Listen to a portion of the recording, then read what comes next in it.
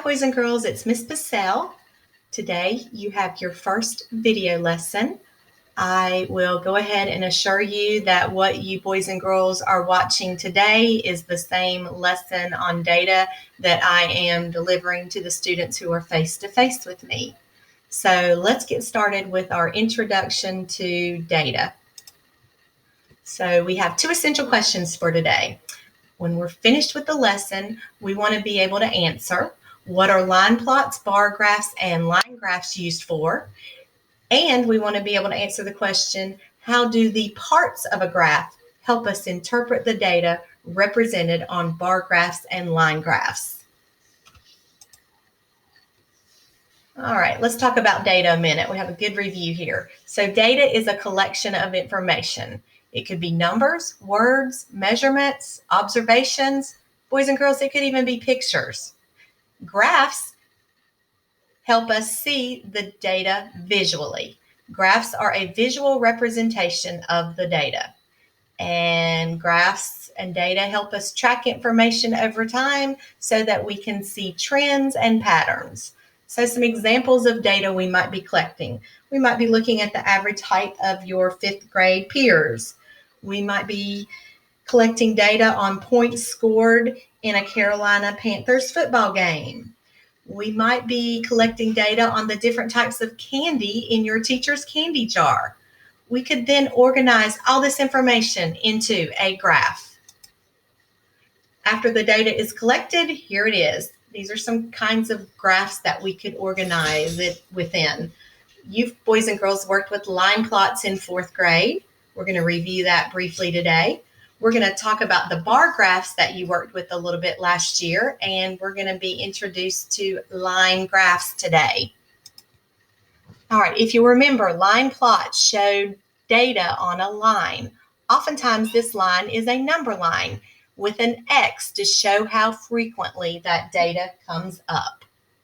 If you will remember, each X on a line plot represents one person's response to your survey question. Bar graphs use rectangular bars to show and compare data. A bar graph can be shown vertically, as the example on the left, or it can be shown horizontally, like the example on the right. So if you think back to yesterday's lesson, we would use bar graphs most often to display categorical data and numerical data that does not change over time. So if I surveyed you as a class and looked at the number of pets that we have, that would be numerical data that would work well on a bar graph. The students surveyed here were asked about their favorite fruits, and the different categories, obviously, that they chose from include mangoes, apples, grapes, bananas, and oranges. So that categorical data is neatly displayed here. Line graphs show data that changes over time. The data is shown with points on the graph that are connected by lines. So yesterday's lesson, we talked about data that changed over time. So maybe we were looking at the snowfall for the week of January 15th to the 22nd. And we want to graph that, and it's snowing possibly that week, and we want to look at the different days' amount of snowfall. That would be an awesome kind of data that we would want to display here. All right, now line graphs as well as bar graphs have some important key parts or key features that they need to have to make the data clear to the reader who is then interpreting what is on the line or the bar graph. So a title. Every good or well-constructed graph should have a title, and the title should tell what is the graph about. So this one's pretty straightforward. Facts I got correct. So there's some kind of a test, some kind of an assignment, and these are the number of facts correct.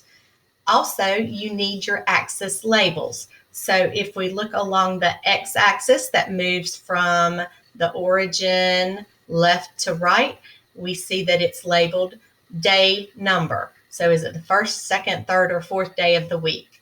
And if we look along the y-axis that goes from the origin upwards, these are the number of facts.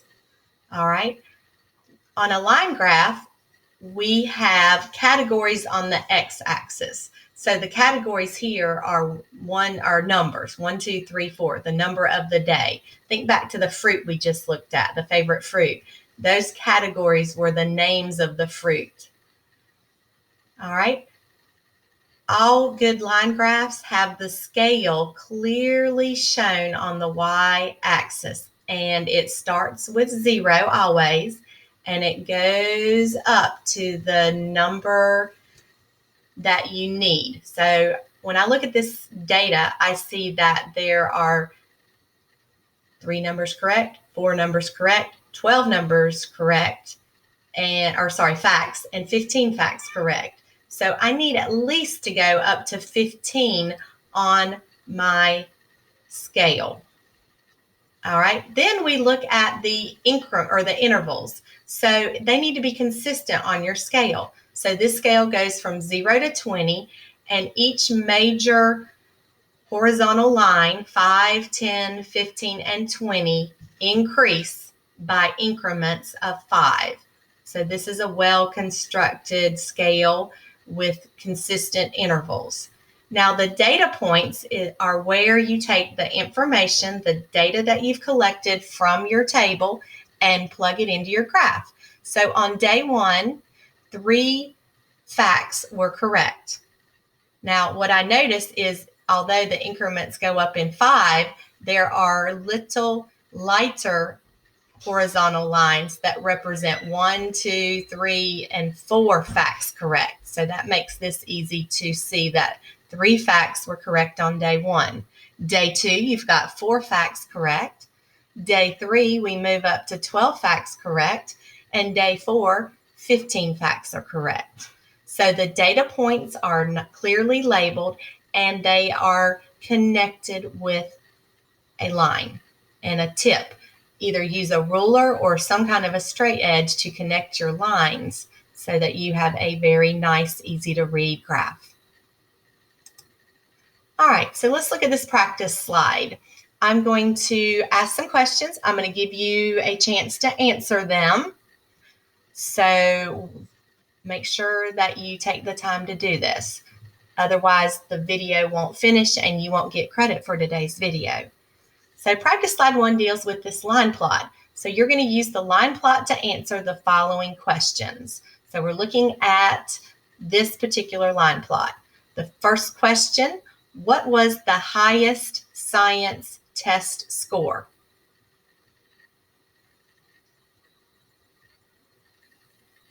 The second question, how many students scored 90% or less?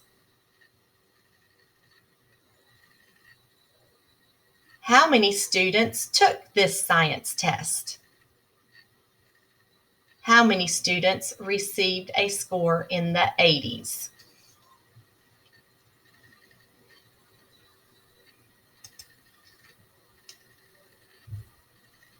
We're going to now practice answering some questions about this bar graph. So take a minute, look over the bar graph.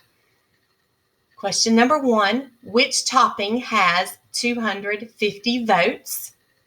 When I look at this one, I see that 250 votes is this particular horizontal line, and the yellow bar comes up to it, so that would indicate mushroom.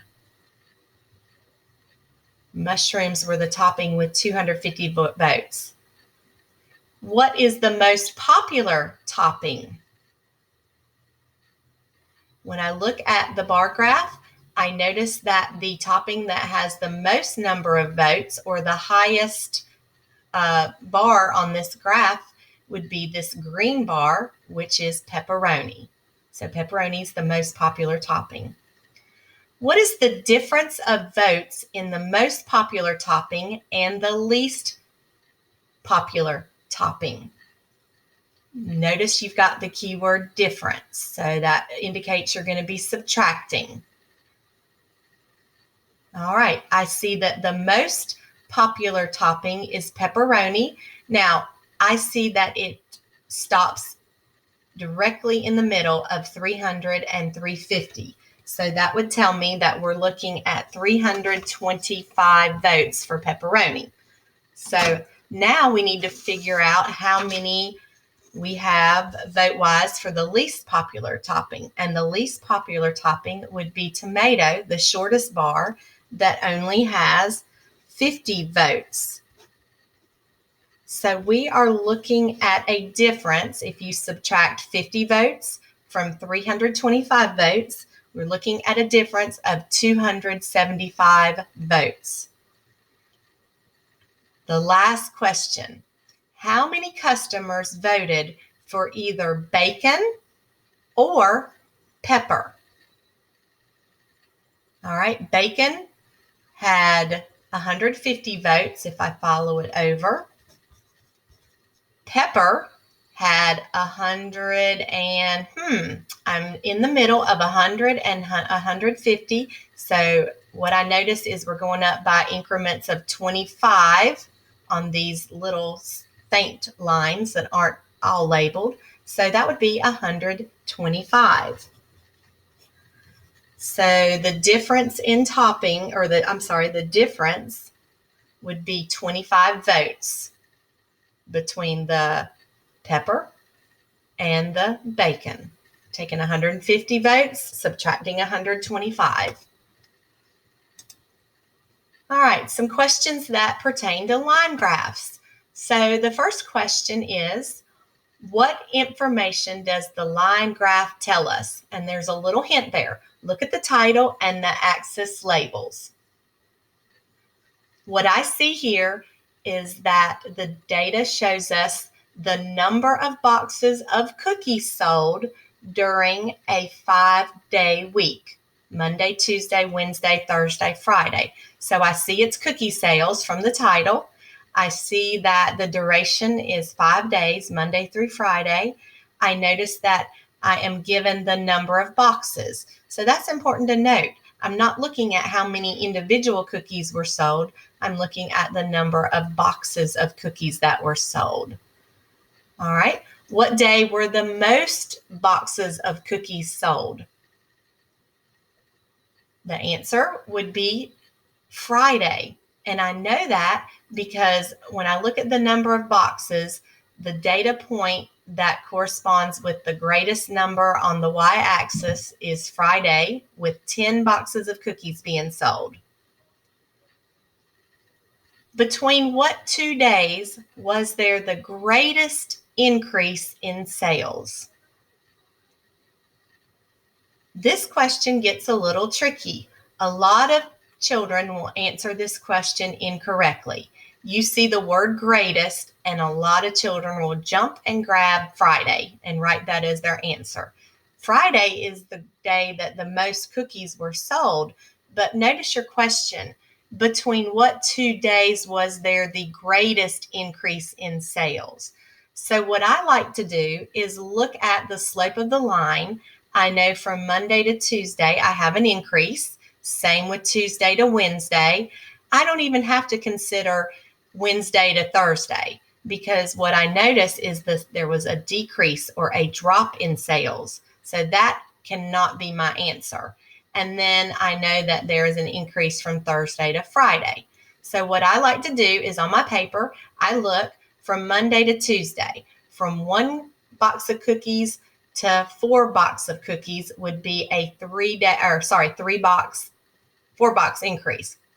No, 3-box increase, 1 to 3. Now, from Tuesday to Wednesday, we go from 4 boxes sold to 7. So that would be another 3-day increase. So these two are the same. So I hope this is more, and it is. Look at this. From Thursday, 5 boxes were sold to Friday, 10 boxes were sold. That's a 5-box increase. So my answer is going to be between Thursday and Friday were the greatest increase in sales. And the last question, how many boxes of cookies were sold this week? All right, the way I answer that is I add 1 to 4 to 7 to 5 to 10. So I have 5, 12, 17, 27. 27 boxes of cookies were sold this week. All right, let's try another one. All right, so I'll give you some questions, even though you guys did line plots last year. So the first question, what information does the line plot tell us? Little tip, look at the title. All right, so what I see is the title down here. It's hard to find. I like them on the top, but it's the hours spent reading. All right, so I'm looking at how many hours were spent reading. Next question, how many students spent less than 2 hours reading?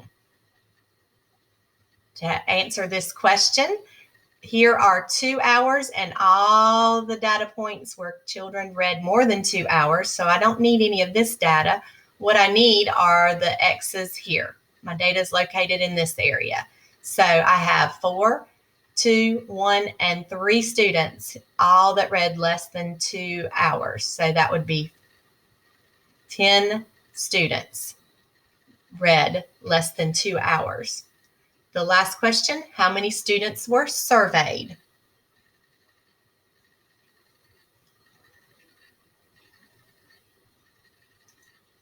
You add all your data points. If I counted correctly, there were 26 students surveyed.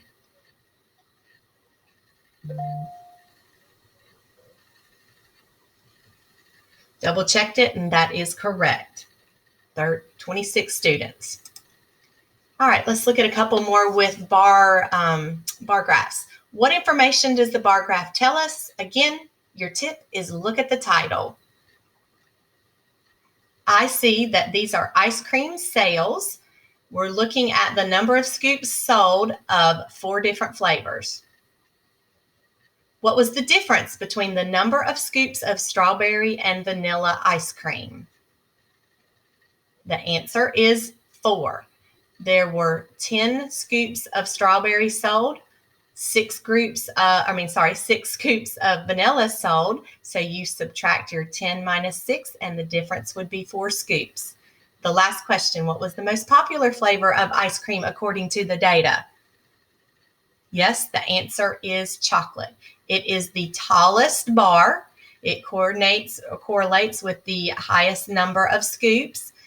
I noticed that what we have recorded are increments of 2. So in the middle of 12 and 14, where this bar lies, is 13. So that would mean that 13 scoops of chocolate ice cream were sold. All right, let's practice once more with some line graphs.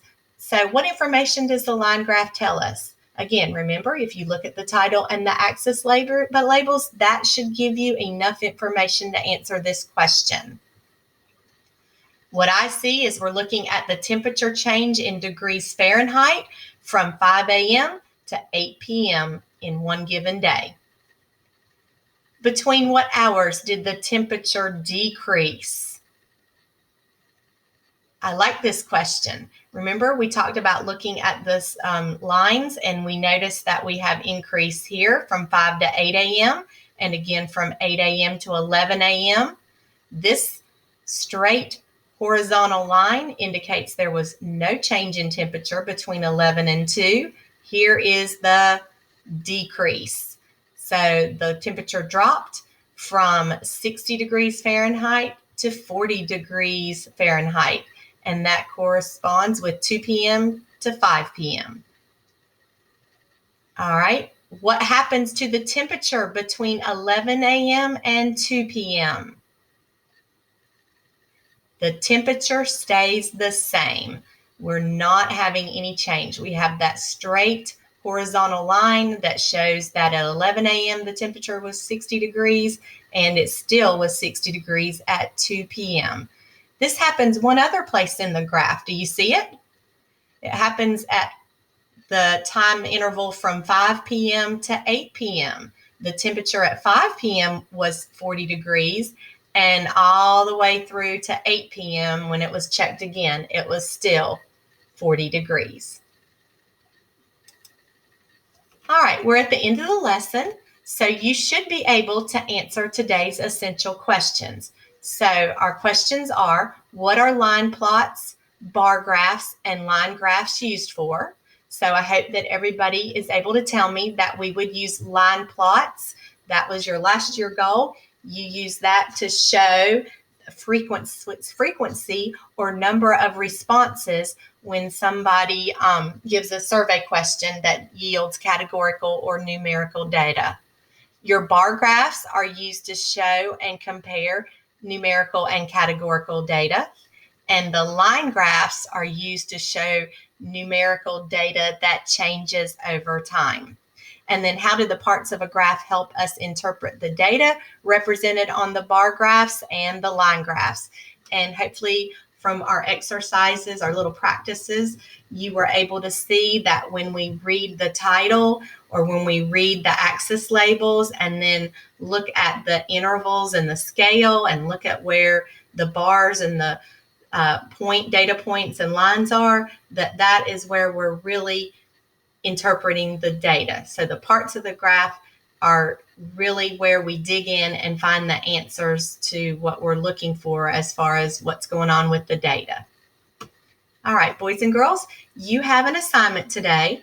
If you will go into Google Classroom under Monday, you will see that you have a Google Forms assignment. Really what I've done is I have uploaded pictures of some task cards that include bar graphs and line graphs, and you're just answering some questions about them.